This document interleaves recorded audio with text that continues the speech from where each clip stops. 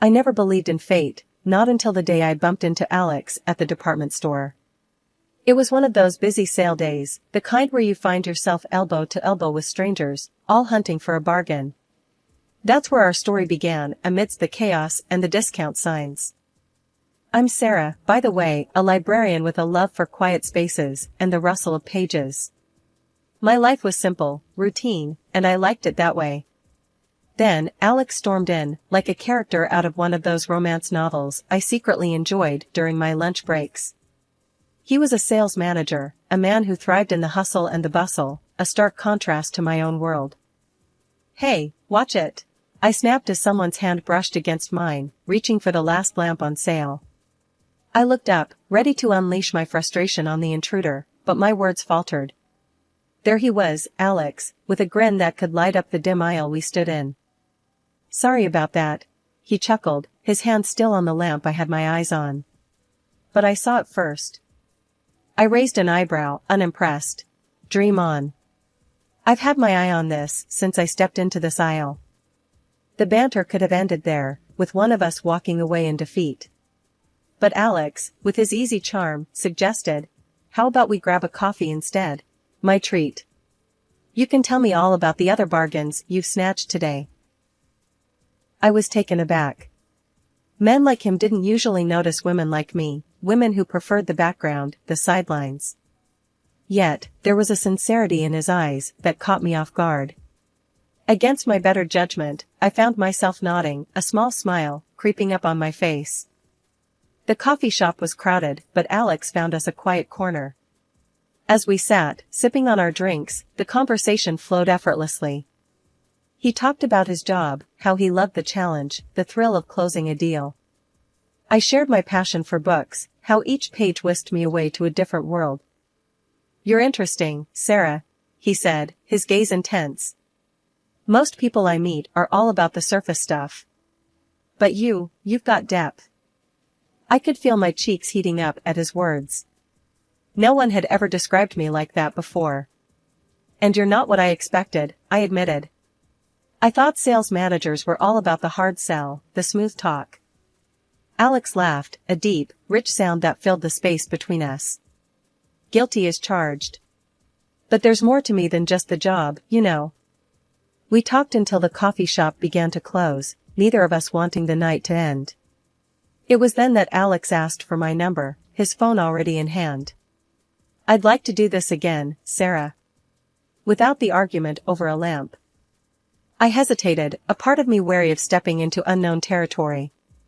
Yet, as I looked into his eyes, I saw a glimpse of something more, a connection I couldn't quite explain. So, I gave him my number, setting the stage for what would become the most tumultuous chapter of my life. Our chats turned into dates into a relationship, and before I knew it, Alex and I were standing at the altar, promising each other forever. We moved into his house, a cozy little place that soon felt like home. Our dreams of starting a family, however, proved to be a challenge, testing our bond in ways I never imagined. Life has a way of flipping the script on you, doesn't it? For years, Alex and I chased the dream of having a kid, running the gamut of tests only to be told by doctors to keep the faith. We did, until we didn't. Somewhere down the line, hope turned into acceptance that it would just be the two of us. Only, that acceptance brewed a distance between Alex and me, a gap that widened with every late night he spent at work or with his buddies while I was left to stare at the empty rooms of our home. I really tried to bridge that gap. "Alex, maybe we should see someone, a professional to talk about this," I suggested one evening, mustering all the courage I had. He looked at me like I'd suggested selling the house to join the circus. "A shrink? For what? So they can tell us how to talk to each other?" "No way, Sarah." And just like that, the conversation was over before it even began. But life, unpredictable as ever, had another curveball in store. Feeling off one day led me to the hospital, tests, and then the shocker of a lifetime, I was pregnant. The joy of it overwhelmed me, a joy I couldn't wait to share with Alex. His reaction, though, was as cold as ice. "Pregnant? Sarah, you know how old you are, right? You're an old 39-year-old woman with your sores and problems. This this is risky, dangerous even. Maybe we should think about not going through with it. His words hit me like a slap. Not go through with it? Alex, this is our baby, our miracle. But the Alex standing in front of me wasn't the man I married. This version was distant, cold, and calculated. A miracle? Or a mistake? Think about it, Sarah. Pregnancy was anything but easy. My body felt like it was on a roller coaster, and my heart? Well, it was breaking. Alex's visits were few and far between, each one more awkward and strained than the last. Coming home from the hospital only meant returning to a house that felt less and less like a home. You're not even working, Sarah. I'm out here, busting my ass, and for what? So you can play house? Alex threw those words at me one night, his frustration boiling over. I bit back the hurt, the anger. Playing house? Is that what you think I'm doing? I'm carrying our child, Alex. Our child. But it was like talking to a wall. A wall that was packing its bags and moving farther away from me with each passing day. Our conversations dwindled to nothing, our interactions mere ghostly encounters. The man I once thought I'd grow old with had become a stranger, passing through the life of me and our soon-to-be child like a ship in the night. When I thought I'd faced the toughest battles, life proved me wrong. Giving birth to Daniel was both a miracle and a storm's beginning. Barely catching my breath from labor, the doctors hit me with news that felt like a punch to the gut. Daniel was sick, they said, he will be disabled, and everything that an ordinary child can do will become inaccessible to him. Hearing that, I felt my world tilt. It was one of those moments where everything slows down, and all you can hear is your heartbeat loud in your ears. But I had to be strong, for Daniel. I was reeling, trying to wrap my head around this new reality, when Alex walked into the hospital room. His face was stone, eyes cold, a harbinger of the storm to come. Sarah, what's this I hear about Daniel being sick? His voice was sharp, cutting through the sterile air of the hospital room. I swallowed, trying to find the words. The doctors, they said he has a serious condition. But we can. Serious condition? Alex interrupted, his voice rising. He is an invalid, a worthless person. And whose fault is that, huh? You had to push for this, didn't you? At your age. His words shocked me. A worthless person? Alex, how can you say that? We wanted him, we tried for him. Wanted? He laughed, a harsh, bitter sound. I wanted a healthy child, Sarah. Not a lifetime burden. Do you have any idea how much this is going to cost us? How much he's going to need? I felt my heart break, piece by piece. He's your son, Alex. Our son. How can you talk like this? Alex paced, a caged animal looking for an escape. No, Sarah, I can't do this. I won't. I want a divorce. The word hung in the air, heavy and final. A divorce? I echoed, disbelief and pain mingling in my voice. Yes. And I want it clean and quick. I'll take the house, you take the kid. That's it. I was speechless, watching the man I thought I knew transform into a stranger. And what about Daniel? My voice was barely a whisper. I want nothing to do with him. You'll have to sign papers saying I gave up all rights. That's my condition. The absurdity of the situation hit me then. This was no longer the man I married, this was someone else entirely. I agreed, not because I wanted to, but because I knew Daniel and I were better off without him. Leaving the house we shared, the life we built, felt like tearing away a part of myself. But as I held Daniel close, I knew it was the start of something new, something ours. Then, the final blow came. Friends told me Alex had moved someone and almost immediately after I left, a young, pregnant woman. The pieces fell into place, the late nights, the detachment. He'd been living a double life, and now he was starting a new chapter, without a backward glance. Starting over was no walk in the park. With Daniel in my arms and my life in shambles, I found myself on the doorstep of a new beginning. The house we moved into was modest, nothing like the one I'd left behind, but it was ours, and that made it perfect. I was ready to devote my whole life to my special baby. But the day the doctor told me there had been a mistake with Daniel's diagnosis was the day my world shifted on its axis. For years, I'd braced for a life of challenges, of endless doctor visits and sleepless nights. Then, suddenly, we were handed a clean slate. "I'm terribly sorry for the error. Your son is perfectly healthy," he'd said, looking both relieved and embarrassed. I could have been angry, but all I felt was an overwhelming rush of gratitude. Daniel was going to be okay. We were going to be okay. I threw myself into motherhood with a vigor I didn't know I had. Those early years were a blur of milestones, of first words, first steps, and countless firsts that filled our days with joy and our hearts with love. My grandmother's inheritance was a blessing, a safety net that allowed me to focus on Daniel, without the weight of financial worries. When the time came, selling her house felt like closing one chapter and opening another, right here in our new home, where every corner whispered of new beginnings. Returning to work wasn't just a financial decision, it was about reclaiming a piece of myself that had been on pause. The library, with its familiar smell of books and the quiet hum of day-to-day business, welcomed me back like an old friend. "Back to the grind, huh?" Jake, my colleague, had said with a grin on my first day back. He'd been manning the fort while I was away, and his casual chaos was a stark contrast to my need for order. "Yeah, someone's gotta keep you in line," I shot back, slipping into the easy banter that had always made our workspace lively. Adjusting to the rhythm of working life, of juggling schedules and snatching moments with Daniel between shifts, was a challenge, but one I embraced wholeheartedly. Daniel, for his part, thrived in school, his curiosity boundless, his energy infectious. "Mom, did you know sharks never run out of teeth? If they lose one, another grows back," he'd say, bursting through the door with facts and stories that turned our dinner times into adventures. Our life, once shadowed by fear and uncertainty, was now lit by the steady glow of routine and the unexpected joys of daily discoveries. The library, once a quiet sanctuary, became a place of lively learning, not just for me, but for Daniel too, who saw it as a treasure trove of knowledge.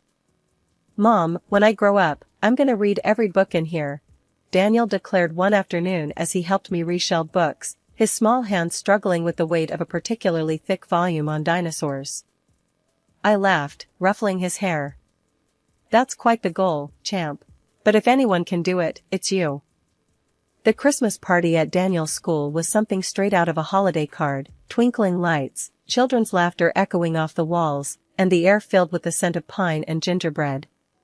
I was there, mingling with other parents, sipping on too sweet punch, and keeping an eye out for Daniel, who was a blur of energy and excitement among his peers. Suddenly, Daniel appeared by my side, his eyes sparkling with anticipation. "Mom, you've got to meet Tommy, my best friend." His excitement was infectious, and I let him tug me through the crowd towards a boy who was looking equally eager. As we approached Tommy and his parents, my heart skipped a beat, then sank like a stone. There stood Alex, my ex-husband, with that woman, his new wife, the one he had left us for. The shock on his face mirrored mine, but any semblance of a civil reunion evaporated with his next actions. Alex's protective hand clamped down on Tommy's shoulder, pulling him back as if drawing a line in the sand. "Tommy, stay away from him," he barked, nodding towards Daniel, with undisguised contempt. "I don't want you mixing with that boy. He's not right." The words were a slap, a brutal reminder of the man Alex had become. "Excuse me?" I managed, my voice sharp with disbelief and rising anger. "What did you just say about our son?" Alex, unfazed, met my gaze with that cold, arrogant look I remembered all too well. "You heard me. I'm not having my son play with someone defective." The ugliness of his words stung, but I squared my shoulders, refusing to let him see how deeply they cut. "Defective? Daniel is perfectly healthy, Alex. Not that you'd care enough to know." His smirk was infuriating, a clear indication he believed he had the upper hand. "Oh, I know you'd like to think everything's fine. But let's not pretend you didn't mess him up with your choices." Before I could retort, his wife, a bystander until now, chimed in, her voice laced with concern. Let's not make a scene, darling. We're at a school event, remember? Alex shrugged, his gaze still locked with mine. She needs to hear the truth. Besides, we're doing much better now. My wife is rich, and her father owns the company I work for. He draped an arm around her, a show of possession more than affection. I looked at her, this woman who had unknowingly dismantled my life, and then back at Alex. Doing better? By teaching your son to judge and look down on others? By spreading lies? Alex laughed, a sound void of any warmth. Oh, Sarah, always so dramatic. We've moved on to bigger and better things. Something you wouldn't understand. His words were meant to sting, to show off his supposedly better life. But looking at him, all I felt was pity. Money doesn't buy decency, Alex. Or kindness. As they walked away, Daniel looked up at me, his young face etched with questions and hurt. Mom, why did he say those things? Why doesn't he want Tommy to be my friend? I knelt down, taking Daniel's hands in mine, searching for the right words. Sometimes, people say unkind things because they don't understand, or they're dealing with their own issues. It's not a reflection of you, my love. You are perfect just the way you are. Daniel nodded, though I could see he was still processing the harsh exchange. Are we still going to have fun tonight? He asked, his voice small.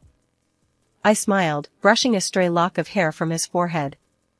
Of course, we are. Nothing and no one is going to ruin our night. Let's go enjoy the party, okay? After the Christmas party debacle, I tried to push Alex and his hurtful words to the back of my mind. Life with Daniel was full enough, without dwelling on past pains. But fate, it seemed, wasn't done with us just yet. A few days after the party, my phone rang with an unfamiliar number. Curiosity got the better of me, and I answered. Hello? Hi, is this Sarah? The voice on the other end was hesitant, unsure. Yes, speaking. Who's this? It's Julie. Alex's wife. Her voice wavered, like she was bracing for an onslaught. I paused, taken aback. Julie? What can I do for you?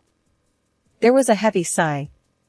I wanted to talk to you about what happened at the Christmas party. And, about Alex. I tensed, memories of Alex's words still fresh. All right. What about him? Julie was silent for a moment before continuing. I heard what he said to Daniel. And to you. I didn't know about any of this. About how he left you, about Daniel. He told me a different story. Her admission sparked a mix of emotions in me, but I kept my voice even. And what story did he tell you? That you two grew apart. That the divorce was mutual. He never mentioned. He never said anything about Daniel being sick or... Julie trailed off, but her meaning hung heavy between us.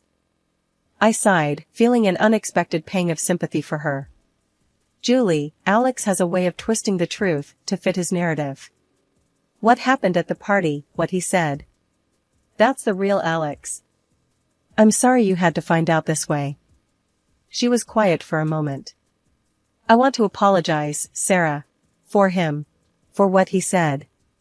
It was unforgivable. And I'm going to confront him. He needs to take responsibility. We said our goodbyes, a mutual understanding hanging between us. After we hung up, I sat, phone in hand, pondering the strange turn of events. Alex's lies unraveling at the seams, and Julie, caught in the crossfire, seeking truth. 2 weeks later, after Julie's unexpected call, my phone rang, slicing through the quiet of the evening. The screen flashed his name, a reminder of a chapter one thought I had closed for good. With a sigh, I answered, bracing myself for whatever came next. Sarah, you've ruined everything. Alex's voice was sharp, tinged with desperation and anger. I pulled the phone away from my ear for a moment, taking a deep breath before responding. Ruin everything? Alex, whatever's happening is on you, not me. He was practically seething on the other end.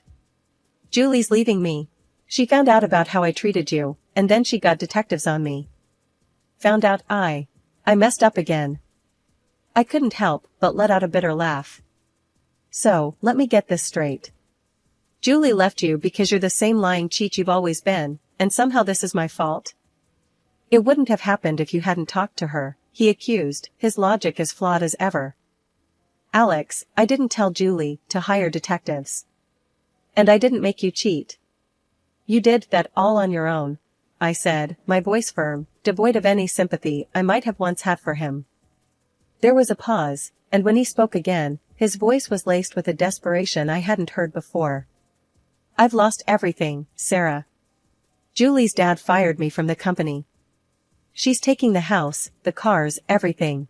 I have nothing. I shook my head, even though he couldn't see. And you think this is my problem because we were married once. We have Daniel. And I know I've been terrible, but I've changed, Sarah. I've realized everything now. Please, can we try again? For Daniel? The audacity of his request left me speechless for a moment. Alex, you haven't changed. You're only sorry because you got caught and lost everything. And even suggesting we try again? That ship didn't just sail, it sank. Daniel and we're doing fine. Better than fine, actually. And we don't need someone who only comes around when they've hit rock bottom. But I have nowhere else to go, he pleaded, his voice breaking. That's not my problem, Alex. You made your bed, and now you have to lie in it. Alone, I said, my tone final. He tried to argue, to bargain, but I cut him off. No, Alex. This is where it ends. You need to figure out your own life, without dragging us down with you. Goodbye. I hung up before he could say another word, the finality of the gesture making my heart race. It was done. I turned off my phone, not wanting any more disruptions for the evening. A couple of months after the whole debacle with Alex, I got a call out of the blue from Julie, his now ex-wife. She wanted to meet up, kids in tow, for a coffee chat. Curiosity piqued and a bit wary, I agreed. Daniel was always asking about Tommy, so I thought, why not? We met at a cozy little cafe downtown, a neutral ground of sorts. Julie was there with Tommy, both looking a bit apprehensive, but hopeful. Daniel lit up at the sight of his half-brother, and within minutes, the kids were chattering away like old times, the awkwardness melting away under their shared excitement. Julie and I found a quiet table, coffee in hand, a world apart from the chaos of our children's laughter. So, I heard you finally went through with the divorce, I ventured, trying to tread lightly. She nodded, a mix of relief and resignation in her eyes. Yeah, I did. It was messy. But I'm out on the other side now. Feels like I can finally breathe again. I could relate, remembering my own tangled exit from Alex's life. I'm glad for you, Julie. It's not easy, walking away, but sometimes it's the only way forward. Julie sipped her coffee, then looked at me, a determination in her gaze. He showed his true colors, through and through. Made the divorce hell. But I'm glad it's over. And I've been thinking, our boys, they're half-brothers. Despite Alex being, well, Alex, I don't want Tommy growing up without knowing Daniel. Her suggestion took me by surprise, but the more I thought about it, the more it made sense. I'd like that, I admitted. Daniel's always asking about Tommy. They're good for each other, it seems. Watching our sons play, I couldn't help but marvel at how life had turned out. A few years ago, I never would have imagined sitting here, chatting with you, watching our kids play together, I said, a smile tugging at my lips. Julie chuckled, a sound of genuine amusement. Life's funny that way, isn't it? Throws you curves, and you end up finding family in the most unexpected places. Our conversation flowed easily after that, the initial awkwardness giving way to a shared understanding. We talked about the kids, about moving forward, about building a life after Alex. It was cathartic, in a way I hadn't anticipated. Driving home, Daniel buzzing with stories about his afternoon with Tommy, I realized that this was what moving forward looked like. It wasn't just about leaving the past behind, it was about building something new, something better, from the pieces.